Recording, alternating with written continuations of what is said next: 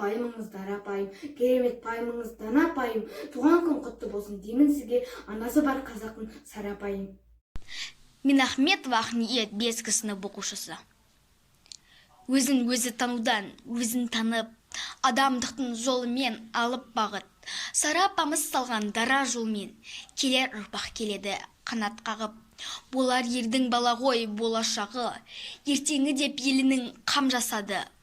Қалу үшін тарихта мәңгі ел боп, бесік түзеу ерлікке. Сара апарма ана арнау, жан жылуы шарпиған жана шырым, басын сипап қорғансыз баласының, бақыт үшін шақ ұрып, Сара апам арнаймын өзіңе сөз асылын. Елі үшін алар ма ана тыным, бар бөбегі астында қанатының, тура жолға нұсқайды бұл өмірдің аржығын бөлбақ қарасының. Ел баласы мәпелеп саялаған, әр баланы жан тәнімен аялаған, біледі үлкен кіші бар еңбегін, бала үшін күш жігерін аямаған. Жайсан жынды кеңпейіл аслана, нәсік тұлға, шуақ шашқан бар балаға, ел басына тірек болып қолдап жүрген, аман саулық тілейміз Сара анаға.